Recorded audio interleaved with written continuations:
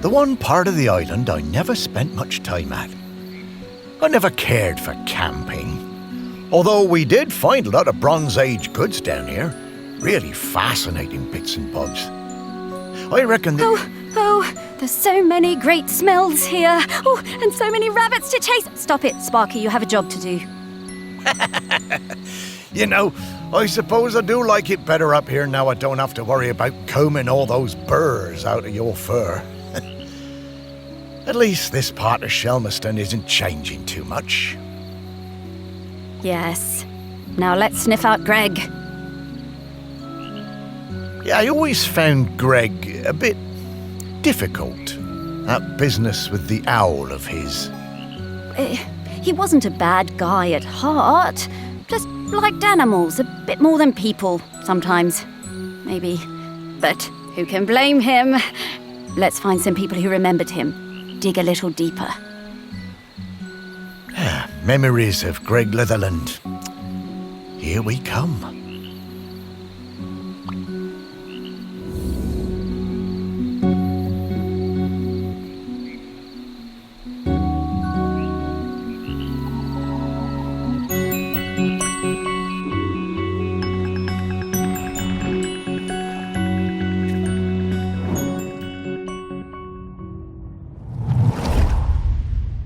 I only knew Greg briefly, from the summer that I took over the campsite and he retired. He seemed harmless enough, if a bit strange, living in that nasty little caravan.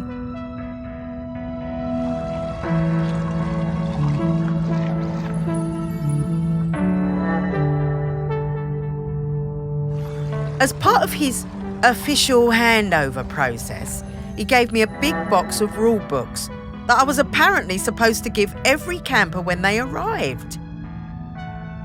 I couldn't believe them. The amount of inches apart each tent had to be, the angle of pitch, permitted colours of guy ropes. No skipping ropes, marbles, conkers or throwing games. No singing with hand drums. I built a huge fire on the beach, invited the whole site for a big party and burned the lot. But then, awkward, Greg showed up.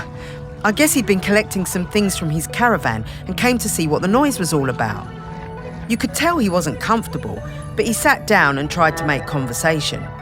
I told him how beautiful I thought Shelmerston was, and he started telling me all about the wildlife here and the best places to spot birds. He was actually quite a sweet guy. He must have noticed what we were burning, but he never mentioned it. That was the last time I saw him. I always felt a bit guilty. I mean, I got him wrong. He wasn't that bad. Well, it's a good thing she kept one of them. It must be around here somewhere.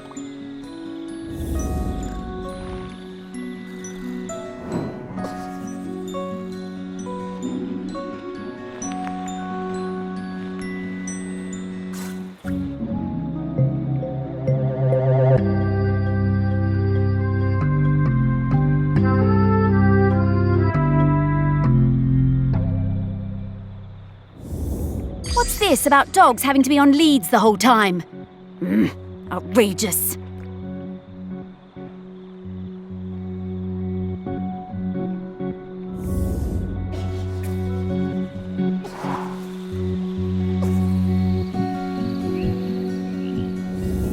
I'm getting the scent of Grenkins again, Morris. I'll pop up to let you know when we're close to one.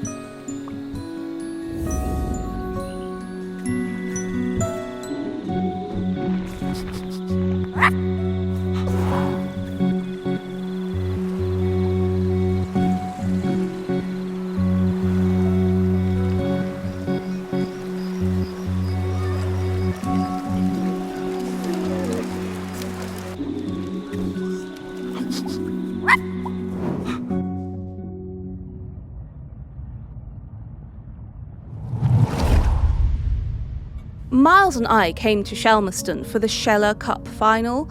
Miles was the world champion for ages. Greg, the campsite manager, was a huge Sheller fan. always gave us the best pitch on the campsite.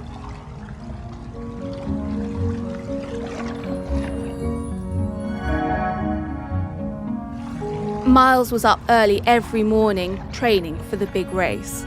Greg would always be lurking in the background, taking photos. It became rather annoying. How many photos did he need?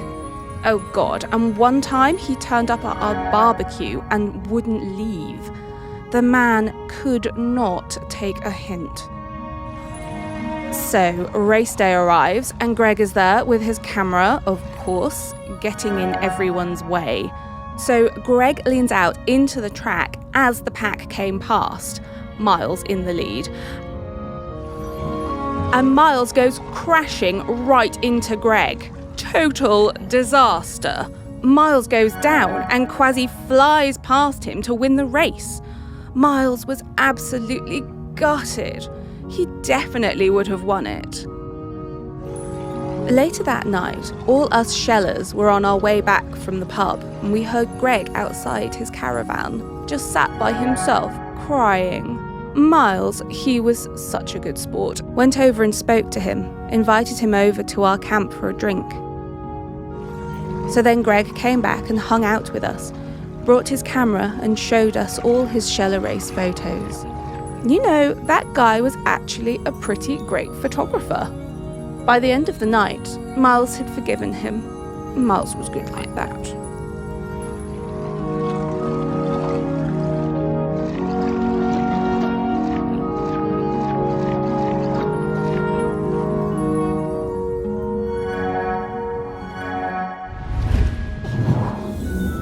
Shellers!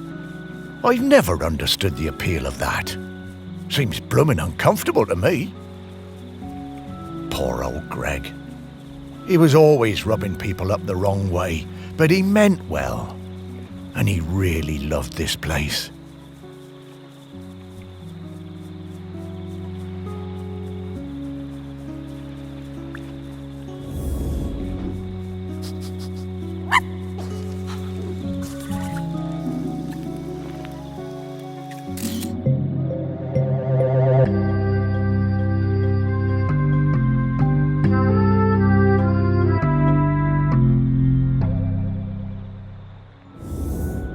Oh, I wish we could use this!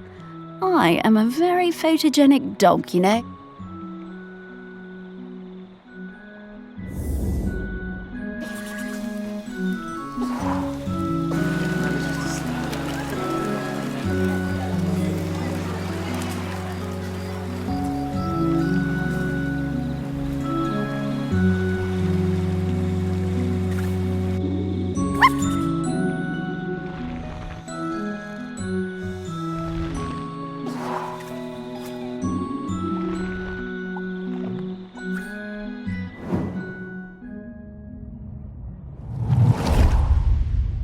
My whole life I've dreamed of seeing a Jempson's sea owl. One day, I read the news that a guy on this little island called Shelmerson had discovered one. I had to see it. The only B&B on the island booked up really fast, so I decided to stay at the temporary campsite set up by the guy who discovered the sea owl, Greg Litherland. The atmosphere was amazing. There were twitchers from all over the world come to see it. Greg had given the owl a name, David Abrahams. A bit weird, but I guess he was the one who found it. And because it had no mate, it was lonely, and he'd made a model female owl out of concrete. That was quite impressive. I got to know Greg a bit during my stay. He really seemed to resent all the noise and fuss on the island. His island, as he thought of it. And the irony was that he was the one who'd got everyone excited about coming to Shelmerston. Greg told us he'd take us up in groups to the owl's nest site, but I snuck up early with my camera. It saw me and it flew off hooting and I didn't get a picture. I was gutted. I had to make do with a picture of the model. It wasn't the same.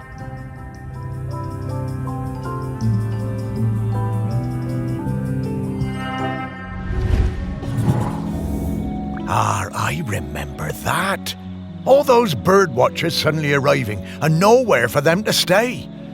I didn't think Greg had it in him to start a campsite, but he somehow pulled it together.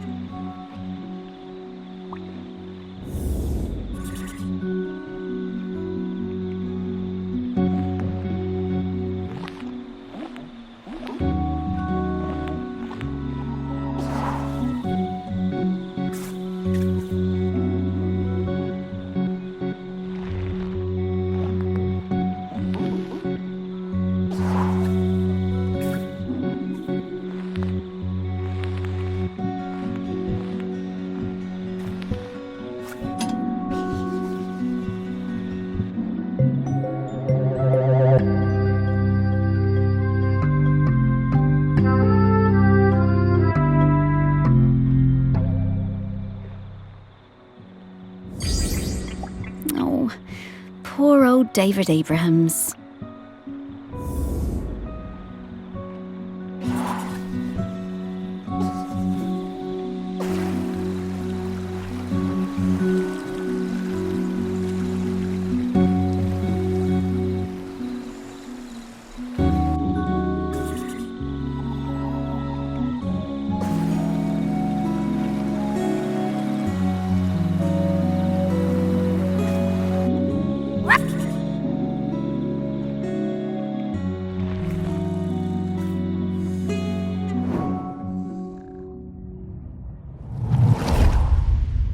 I love camping. We've come to Shelmerston every summer with the kids for years.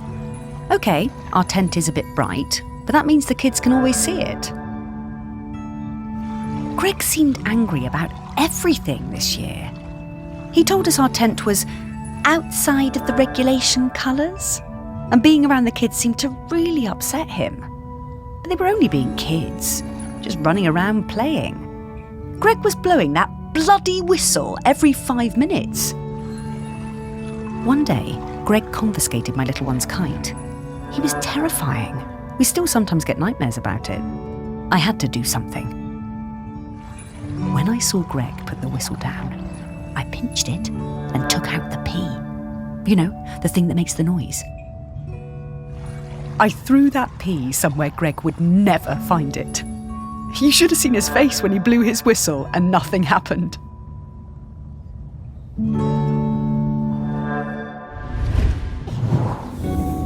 I always wondered how Greg managed to get so good at hand whistling.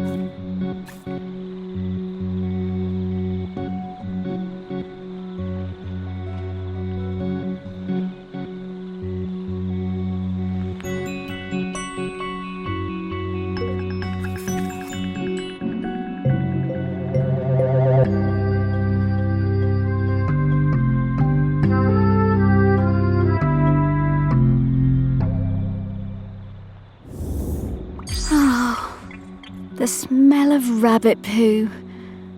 It doesn't excite me the way it used to when I was alive.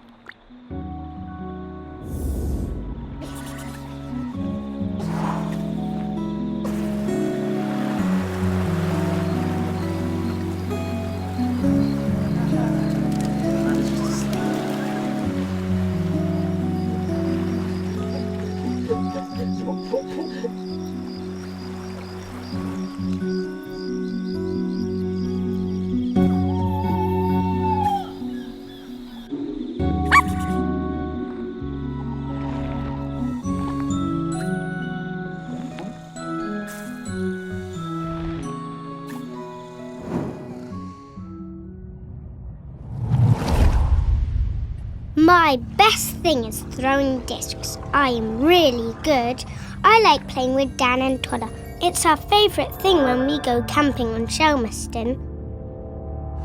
One time, Greg Lifflin came up the beach, all red face like an angry tomato. He pointed at a sign. It said, "No throwing games." He was yelling and shouting at us. He told me to give him my disc, but I wouldn't. I threw it high up into the air. And it went bang into a massive bird. Then the bird fell into the sea. I felt so awful. I never meant to hurt the bird. The whole thing was terrible. Mr. Liffalam was screaming. He waded into the sea, picked up that bird and carried it back to the beach. He was crying and crying. "I'm sorry, Mr. Liffaland."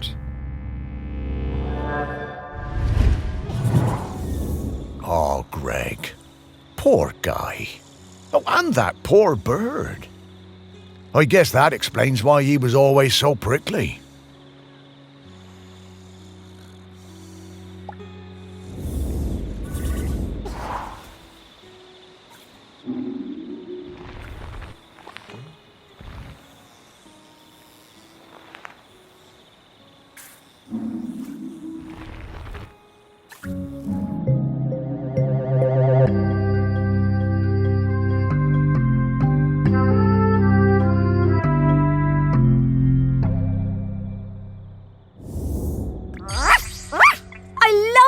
Things. Reminds me of our walks on the beach.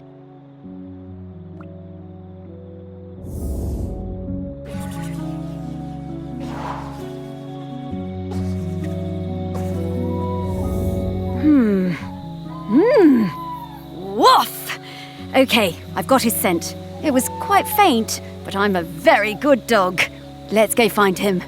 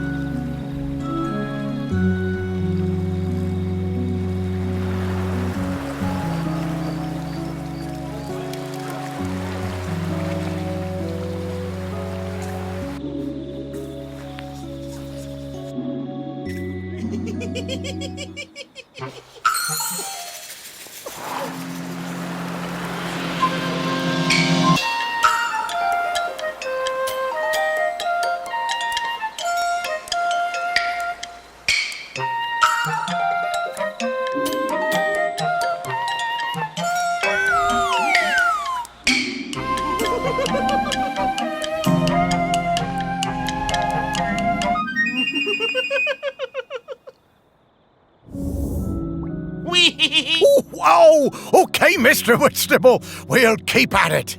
Why?